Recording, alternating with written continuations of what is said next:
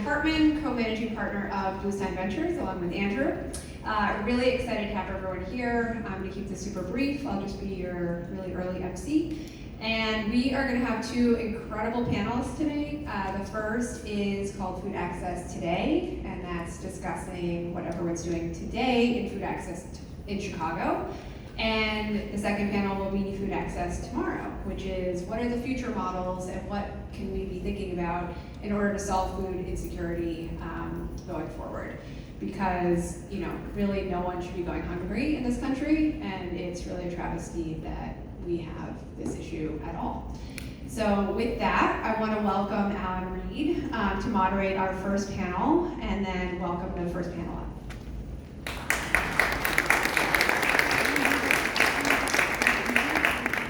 Thanks so much, Ashley. If Dion, Sana, Mandy, and Amy can just come up and grab their favorite chair. We're going to have you introduce yourself in just a second. As Ashley said, my name is Alan Reed. I'm the Executive Director of the Chicagoans Food and Beverage Network and Bigger Table. I won't tell you any more about that, but there's a table back there. And my partner in crime, Beth, would love to tell you about the exciting things that we're doing. So let's get straight to the panel. Mandy, we're going to start with you. Would you just please introduce yourself? Just give us an overview on your organization's mission and sort of the perspective you bring to the conversation today. Sure.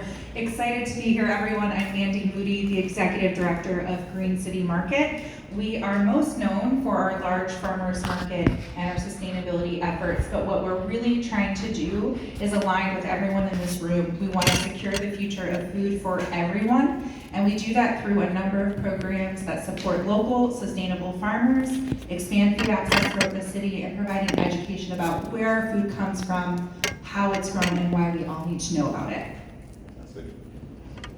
Hey, good evening, everyone.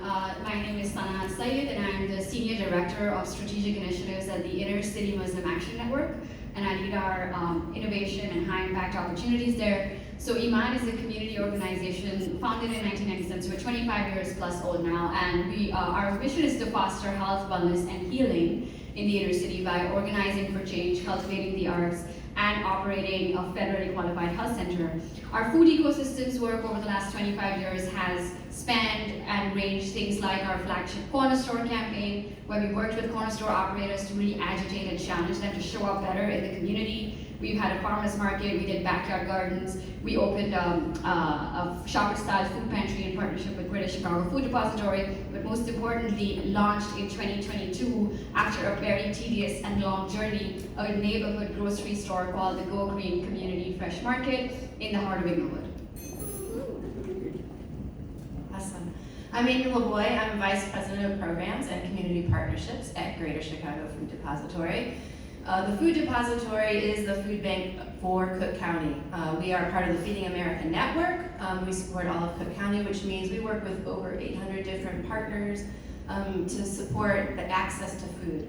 Most importantly, though, our mission is to end hunger. And what we recognize, yes, it's about making sure people have that emergency food access so they're not going hungry today, but how are we really solving the issues of hunger? And that's how are we talking about poverty, and how are we making investments to actually create an ecosystem for the future. So excited to talk more about all of that. Dion Dawson, Chief Dreamer and founder of Dion Chicago Dream. Englewood-based nonprofit fighting food insecurity throughout the Chicagoland area through logistics and last mile delivery lens. I'm a maniac, and I love the food system, but I feel that when we talk about the food system, we really don't think about the last person on the wheel and the chain. So I'll be bringing logistics and personality to this conversation. I'm going to run around so you all don't have to. Our first question is, what are the most pressing challenges to equitable food access in Chicago today, and how has your organization been addressing those challenges? Let's start with Dion and we'll go back that way. I think that we're just going to start this thing off, right? Okay. I think that the most important word in that question was equitable. And I think that when we think about the food system, a lot of times we think about A to B or A to Z, and we see no representation, no diversity of thought, no diversity of programming or approach. And for our organization, that's key. I find it strange that when we talk about, specifically me being a black man, how black people are portrayed in the food system. We're either the dusty farmer or just the person receiving the food, and we don't really have a role in any other part of food and or the food cycle. And so for me and my organization, we just decided to look at what we just went through in this around the world in COVID. We saw again that even when we had the food, we did not have a way to get it to those people. Even when we had the food, we did not know who those people were, and we did not set up systems so that we can consistently get to them. And so when we talk about addressing food insecurity, a lot of people ignore the definition when we talk about sustainable ways of getting healthy food to people. And so with our Dream Deliveries program, right now we're delivering to 1,100 households in 40 neighborhoods around Chicago per week. We're at 50,000 pounds of fresh produce that we provide, and we provide them with a week's worth of fresh produce to their doorstep so that we can meet them where they are. So when we're talking about equity, we have to make sure that it represents the resident or the recipient and those other people in the food system. And so that's how we're addressing it as an organization, and we know that we don't have it right. We just want to get everybody aligned so that we all can get it right.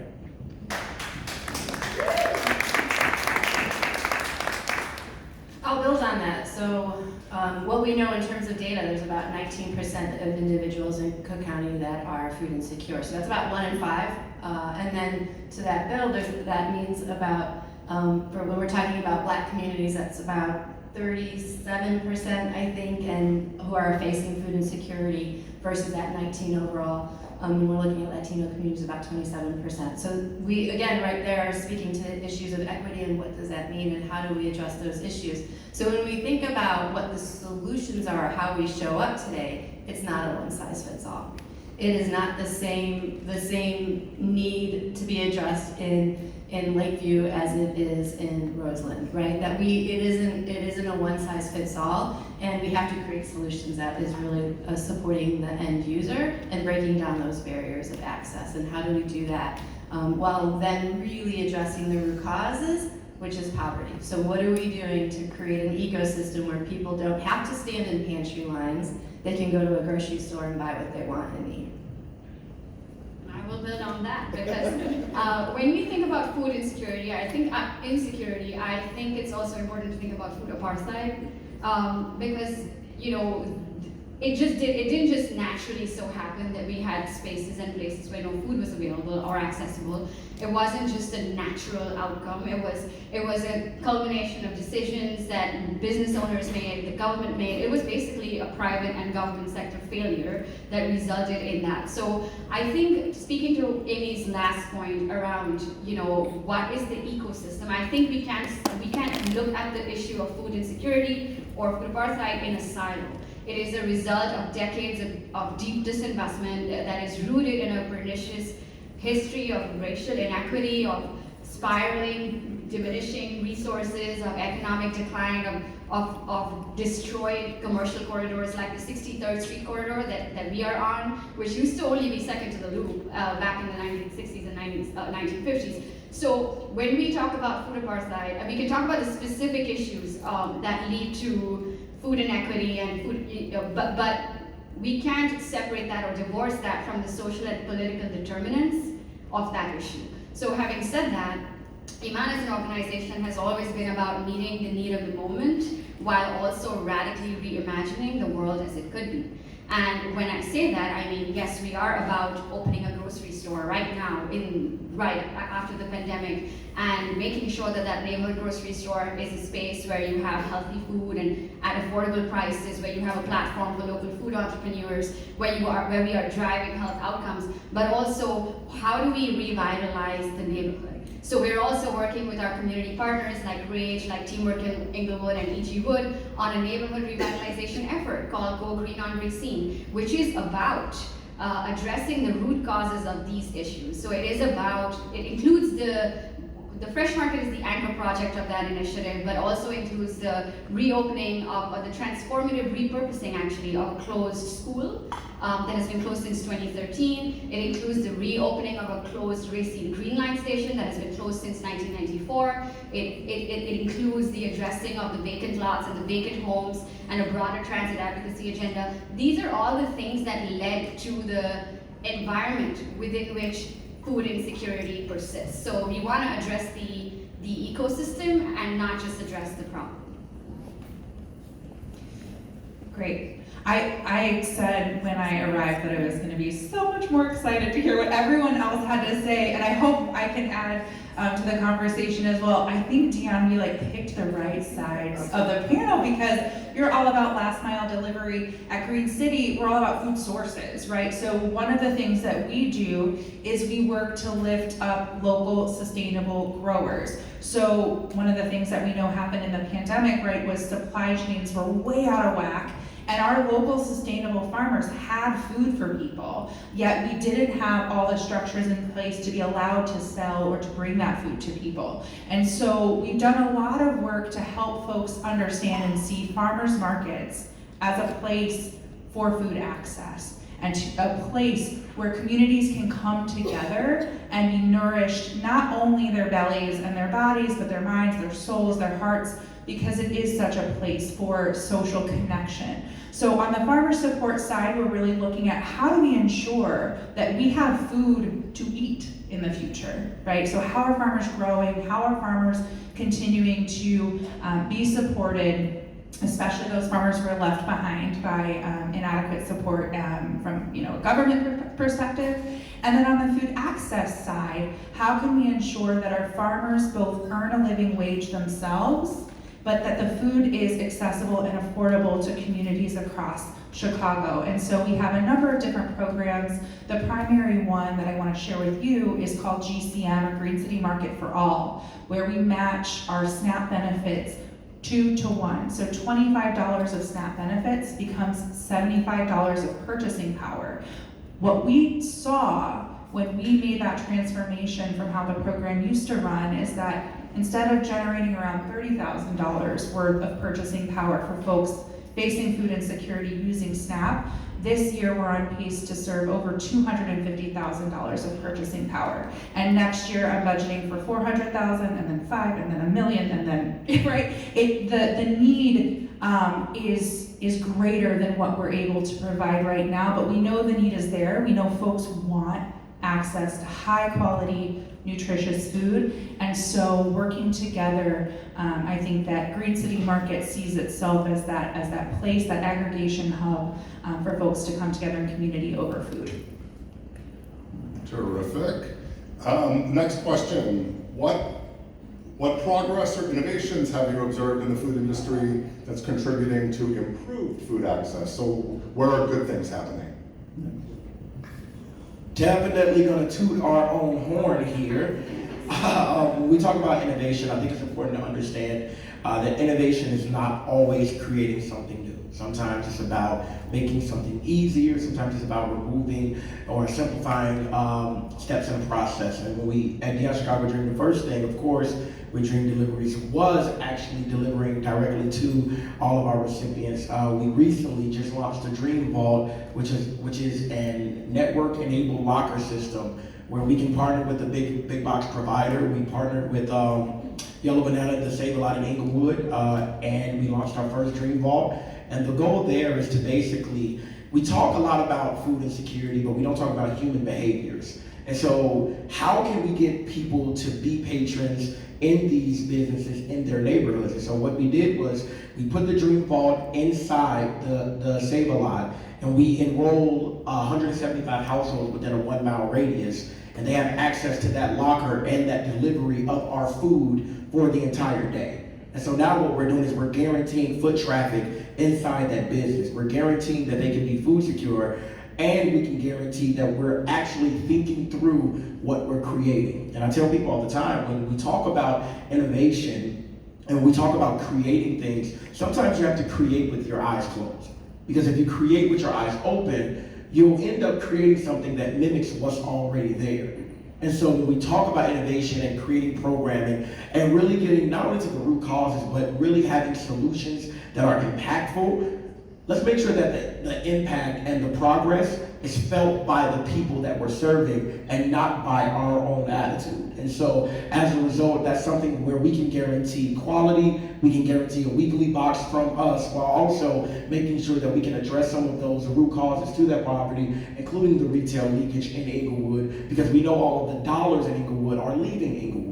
So that's, there's just a few things that we're doing at Beyond Chicago Dream. And one other thing that I want to point out is that we've done all of this. We just passed 750,000 pounds provided since 2020. We bought all of our food and we've created 23 jobs.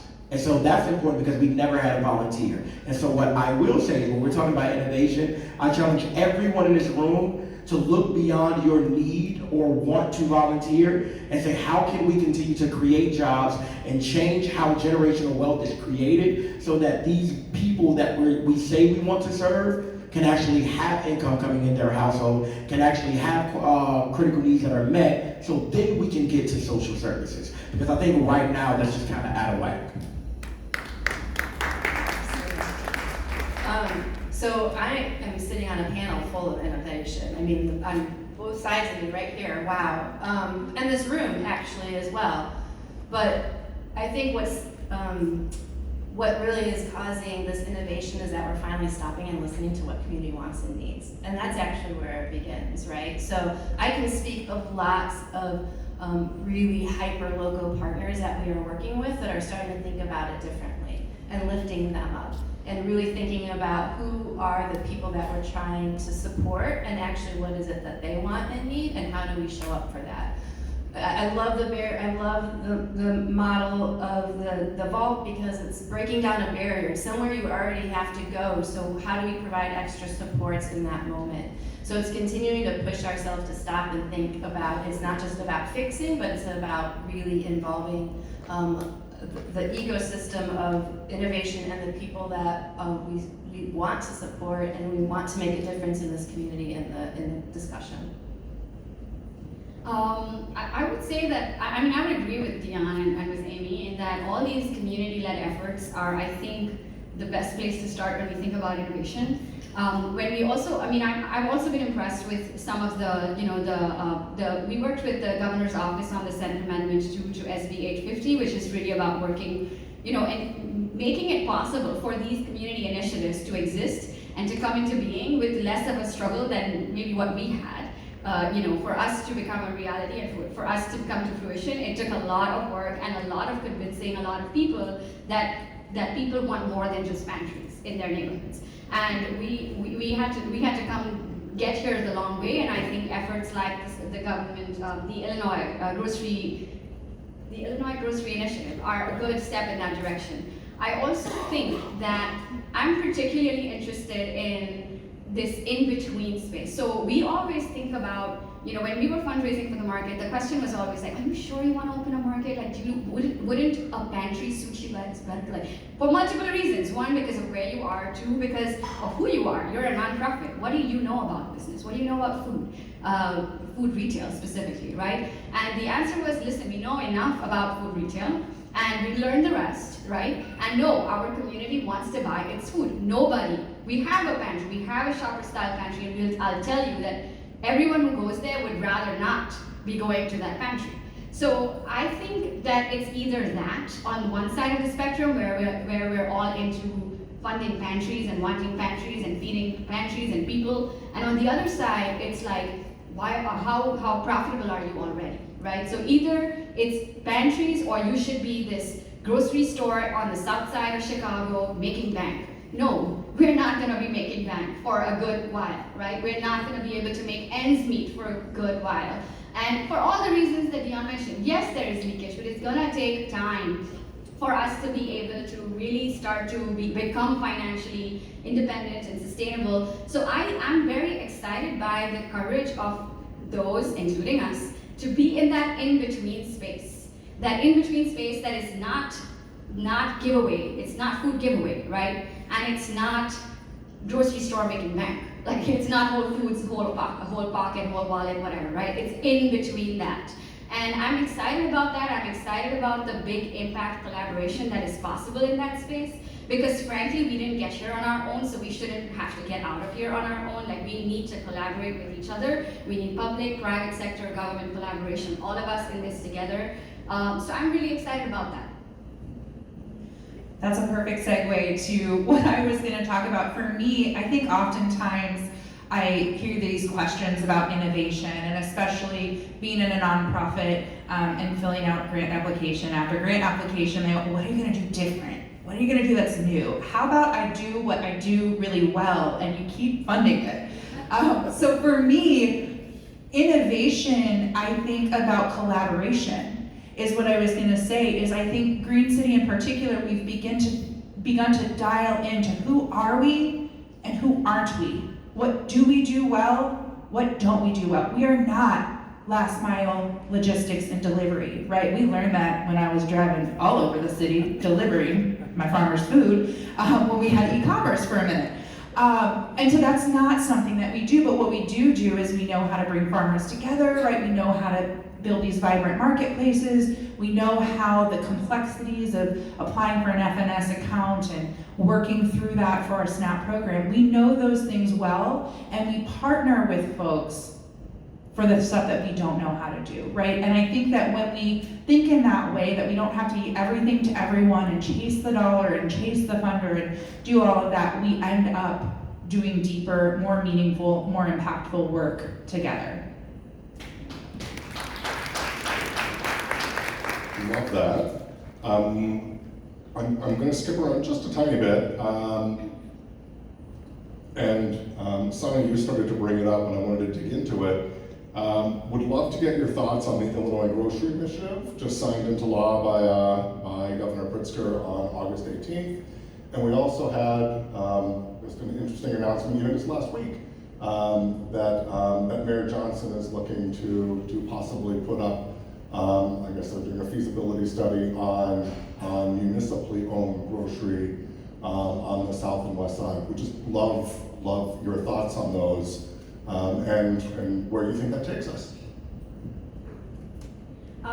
So yeah, like I said, we worked with the governor's office on this bill, and I'm really happy to see that, because honestly, like I said, we need a lot more people like Dion's Dream, we need a lot more people like the Go Green Community Fresh Market, we need a lot more efforts like yours to be in the community and the Greater Chicago Food Depository. But I think it's important for everyone to understand and recognize, like I said earlier, like people want, we have gotten our fellow Chicagoans to a point where some of us have an average median income of $23,000 a year, and we have skyrocketing inflation, and we have to help people with their purchasing power, and we have to help businesses bring food to all of our residents, including those who are making $23,000 a year, to be able to buy that food, which means that we need to be able to subsidize. So one of the things that I liked about the grocery initiative is how much help it's providing to independent grocers who want to come into business or expand their business. But the part that I think I still wanted to see, and they've promised that there will be an addition to that, is how can we help with cost of goods? Because frankly, the cost of food is just so high. It is impossible to expect a resident who is making $15,000, $20,000, $30,000 to be able to buy a watermelon for $7. That's not going to happen. So we have to be able to subsidize food. Frankly, let me tell you this. I grew up in Mumbai, right, in India, very far away from all of this. Family of 6 in a 1-bedroom apartment with one person earning a living, my dad, right? And on any given night, we had maybe 3 other kids sleeping and eating with us. 1 person income, very modest income, and yet every day I ate delicious food. And we all ate delicious food. And why was that possible? It was possible because of maybe things like what the mayor is proposing, things like the governor's, the initiative is proposing. But also we have to see like that this response is not, we have to do this in tandem with community efforts. So declarations and announcements like the one that was made by the mayor's office, welcome as they are, they need to be working with community initiatives and efforts that are already on the ground, that are already doing that work. So my answer to your question is I think it's great, and we have a long way to go.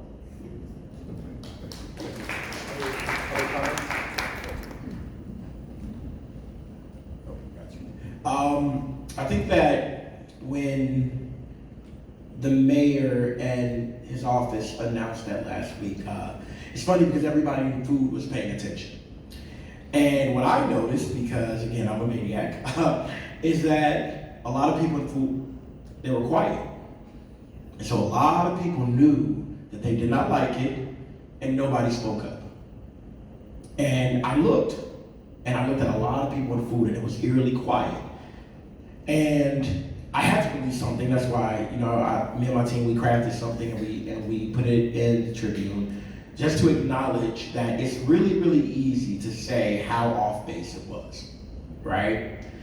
But when we talk about innovation and really solving today's problems, we have to acknowledge that at least, even though it was uncomfortable, that we're really trying to really think through getting this right in a different way. And so it wasn't me immediately just saying, hey, this isn't the right way, because I will not be stopped at all. And I've been discarded and been in Englewood and been ignored, and a lot of the other talented people and all of these distressed communities in Chicago have been ignored. And so as a result, I built an organization that is reactive when we want to be, but we're proactive. And so when we talk about the food that we provide, when we talk about the deliveries that we do, when we talk about the vaults that we deploy, we're not waiting on something to come down to dictate how we respond to a problem. And I think that we have to make sure that how we're representing our communities is also understanding of how empowered we are right now. I will not be stopped, we will not be stopped, and our organization has been built in a way where when Mr. Bluestein talked about not knowing what's going on with nonprofits, well, I will talk to him after this and I'll tell him that even when we look at our financial gains, we grew from $0 to 1.5 million. We've never operated out of the red, and we've never missed a payroll. So when we talk about these things, we have to make sure that we don't have this victim mindset where we're waiting back to hear what's gonna happen to our people. We actually say, hey, here's an idea, and we won't wait. Because everything and every idea will not come down from the city. We know that when we say community, we talk about this infrastructure where we know how to get things to people when we need to.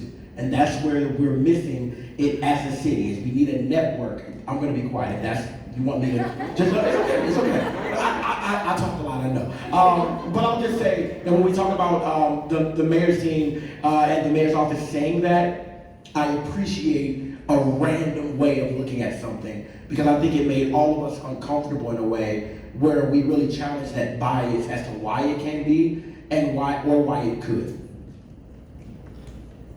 So I appreciate the comments, and I want to dig in just sort of two final questions. And the first is, how can for-profits and nonprofits work together to help solve food insecurity and maybe make grocery stores on the south and west side a reality? Thoughts? So, for us, it really, obviously our role as the food bank is to make sure people have food for today. That there is this world that, yes, people do not have the money, and we need to make sure that there's a dignified way that people can access that food, etc. But we have buying power too, as an organization. And so how we choose to activate those responses can be really powerful. So for example, you heard Natalie reference the Hatch-Made Meals. We know we have a group of youth that are meeting that need food, specifically prepared meals, while they are gathering after school for their program. Being able to activate Hatch-Made Meals and us investing then in community and in the entrepreneurs making those meals to then help support community and help connect people to food is one strategy. So it really goes back to how are we spending and how are we showing up to support community as a collective to solve the issue. So I feel like the answer to this question could go on and on and on. And you said corporations partnering with nonprofits? For-profits and nonprofits. For-profits and nonprofits. Okay, so I think there's a couple of things that come to mind for me. One, I'll start with a for-profit, and I'm gonna put the press on because I'm nonprofit, and I'm gonna say you gotta pay your people. For-profits that are not paying a living wage, that are paying a $23,000 starting salary, are not doing it right. They're part of the problem, right? So I think that for corporations, we have to think about how are we not contributing to a problem, right? I think about the study from way back when it was like, I don't know, 60, 70, it was a huge percentage of people who were working for Walmart were receiving food assistance. Well, they're receiving food assistance because they're not paying them enough to meet their daily needs. So I think for-profits need to think about that from their own business structure. I think they need to think about investments in folks that are doing this work and helping to fill these gaps as well. So larger corporations that have the bandwidth should be funding this work as well, and partnering, again, know what you are, know what you're not, and support financially, if you're in a position to do so, folks who are doing that work. So I think for me, it's all about like getting to the root of it, right? Like the first thing is like, look at your P&L and see if you're paying people enough. And I think then to just have conversations, right? Corporations listening to the work that's already happening, right? In these community spaces, and not coming in thinking like, oh, we know how to do it because we've got the MBA, right? How are we working together and learning from one another? It goes both ways too, absolutely. We all have things to learn, but I think that's where the collaboration comes in for me too, that we need to be thinking what both sides can bring to the table.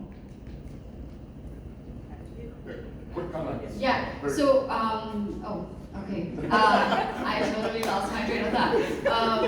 All right, what I was gonna say was that I really do believe in big impact collaboration, in nonprofits thinking about business and businesses thinking about social impact. So we both need to do something differently, right? And I think with the fresh market, people appreciate that it's beautiful. Like that's some of the, they love that it's beautiful. They love that there's a good diversity of food, high quality foods. But and we have like 50 reviews on Google, I think, and beautiful ones. But the one that sticks out to me the most, and the one that hurts me the most, is one that says that it's a great store, it's a beautiful store, but your income is less than 30K. It's difficult, right? And we've been working the entire since we launched on access programs, all kinds of access programs. We have student discounts, senior discounts, Englewood resident discount. We have essentially a regional, so we subsidize staples. We do all of those things. And one of the things we've been wanting to do for a long time is establish a food security fund, so that if you're a resident and you're food insecure, you don't have to go to a pantry. I mean, even though we have a pantry, but we don't want you. I mean, you can go, but come to the market too, right? We want you to come to the market and be able to shop like you would shop if you had the money. And that requires partnerships, like with the Greater Chicago Food Depository. That's the one we're going to launch soon. But more importantly, since the beginning, since the get-go, I've had my eyes on people on entities like Kroger and Mariano's and Testa Produce. And how about they start to think of their role in this issue, and then start providing distributors, right? Distributors providing food to independent grocers at really, really good prices. The kind of prices that they're giving to big box grocery stores, because that's what we're up against. We don't have the economy of scale. Like we just don't have that. We don't do volume purchasing. So we always end up paying more. So there's a role for distributors. There's a role in it for the big food players like Kroger, and like others like that. And then there's also the opportunity to come in and just sponsor something, like sponsor a patio. Like we have a patio outside the Fresh Market, and it's the only patio in Englewood, the only patio cafe in Englewood, as opposed to other neighborhoods that have multitudes of patio seating. So yeah. So much to be done, and much opportunity for nonprofits and for-profits to work together. We could talk about this all night. There's another panel with incredible insight I want to make sure we can get to them as well. Please join me in thanking the panel for their